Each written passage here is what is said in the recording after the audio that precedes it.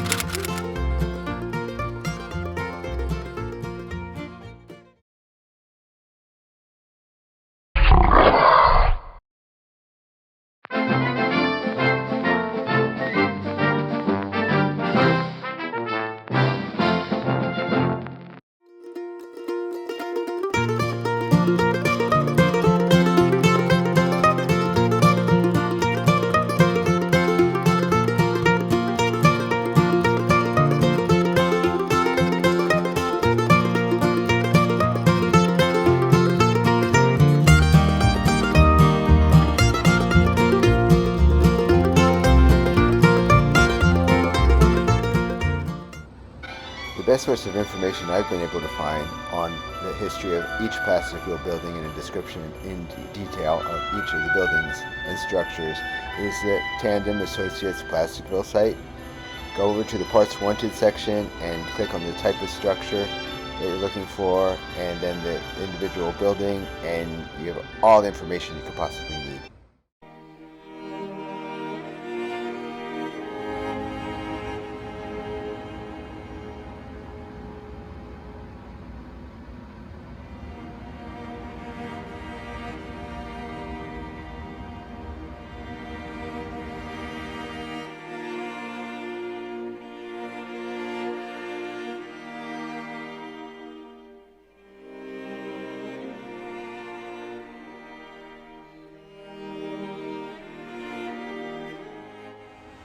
Hi everybody, welcome to Plasticville RFD. Here we are in the rural section of Plasticville, right outside of downtown. I'm still the mayor here. Snow, you must stop now. Not a mayor alive that doesn't wish he can get rid of the snow that easily. There are several structures that happen to be in the rural section of Plasticville that predate the term Plasticville, that are the first plastic buildings and structures put out by Bachmann, the company that make Plasticville, in the late 40s and very early 50s. Plasticville was patented in 1952, but before that date, they issued several structures. Those structures include the Picket Fence, the log cabin, the Rustic Fence,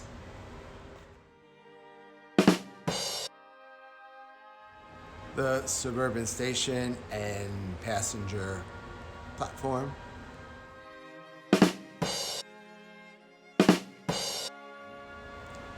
the Little Church, which is one of the 4 or 5 churches of Plasticville, the Cape Cod House.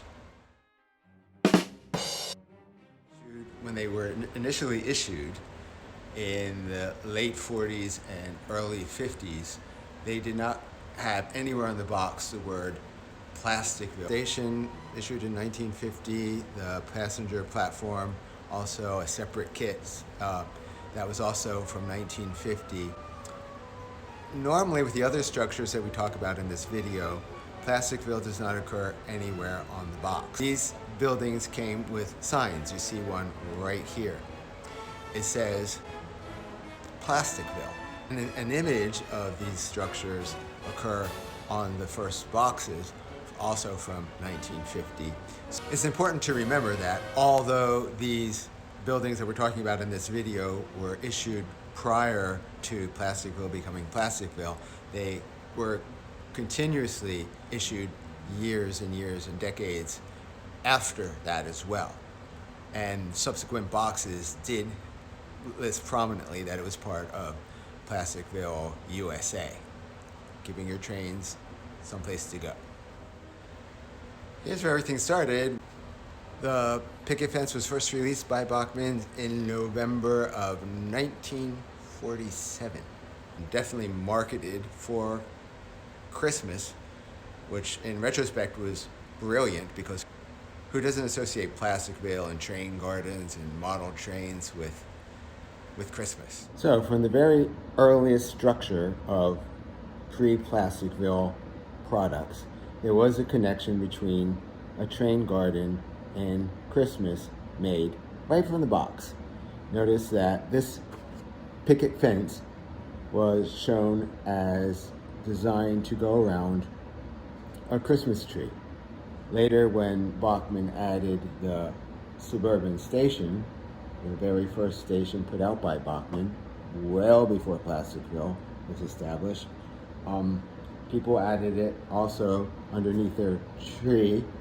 Your trains need some place to go besides the station, and so you come up with other structures. That's how it all began. The picket fence was designed like this. This is the first section, is the gate, and the other sections are just all pretty much the same, are the actual fence that fit together like this. They go together very easily. Not a sturdy stay. Some people were probably inclined to glue them together, which is a bad mistake. If you glue together any Plasticville pieces, then you decrease the value of the kit. So it's best to avoid that. Usually they stay together pretty well on their own. You could tack them down to your platform if you need to, so that they stay in place. Now obviously the dimensions of this picket fence are a little off. You won't want this picket fence around one of those little houses. If you look at the size of it compared to the station, or compared to some Plasticville citizens. Luckily, you don't have to rely on this oversized picket fence. If you want a picket fence around one of the O-scale houses, Bachmann's Plasticville does market a picket fence that's O-scale, that looks much more realistic than this fence would. This fence looks good around the whole platform, or perhaps around a Christmas tree, but not around a house.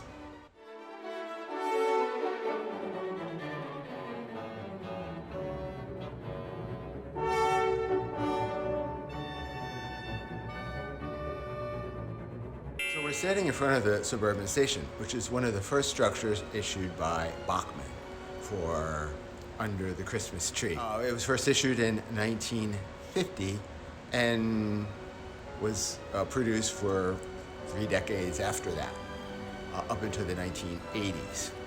The one that I have does have Plasticville printed on the box, but as we have seen, even the earliest version has 2 signs that say Plasticville that are also depicted on the box. Remember, the earliest mention of the word Plasticville. And a lot of these suburban stations have a flaw in that they were used under Christmas trees early on, and a lot of people sprayed snow on top of them, and the next to impossible to get off. Unfortunately, ruined a lot of the stations. So they suggested you don't use artificial snow. I would suggest you certainly don't use the spray-on snow. That was very common in the 50s and 60s. People used to spray it on their windows and get little stencil designs, Santa Clauses and bells and such, to make it look like frosty window panes. And I recommend fresh fallen snow put out by Department of 56, 7-ounce bag. It's probably on the expensive side, but really a little bit goes a long way. And when it comes time to take down your structure, the snow just kind of blows right off. And if you need to, you can vacuum it, it all comes off without a trace. It accumulates like real snow. You could either put down a dusting or you could pile it on, make a snowbank, whatever you like. Also, you can probably reuse it. Cleaning up afterwards, just sweep it all up into a pile, throw it out or save it for next year, and vacuum up whatever is left around the room. It's really easy. I would be careful with it around the tracks. That's why when you see my tracks usually don't have a lot of snow in them. It fades out close to the tracks because it can get caught up in the wheels and the gears of your trains and cause problems that way. So you gotta be careful with that. Other than that, this is a good product, and it's really, for me, the only landscaping that I do is snow. I'm lazy. This freight platform or passenger platform is a companion piece to the Suburban Station. It was also first issued in 1950. Earlier versions came in a box that said freight station, and then later it came in a box that said passenger platform.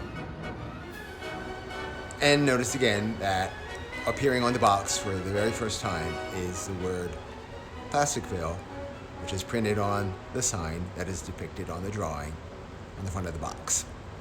That's true of the passenger platform and also the Suburban Station.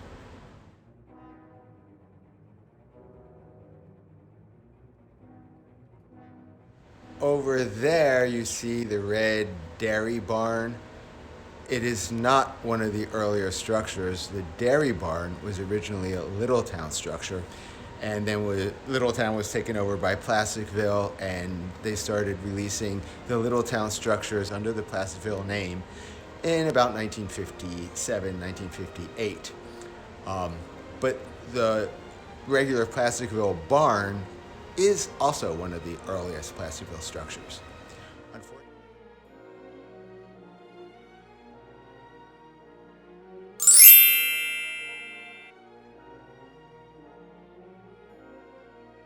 Here we are at one of the really first structure that Bachmann made, which is the log cabin.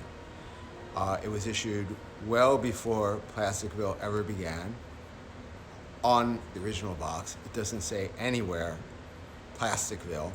According to the Tandem Associates site, the earliest log cabins did not have a chimney, as you see on this one right there, which is kind of a puzzle to me because my kit has a really old box. It doesn't say Plasticville. It looks like a first, an early issue.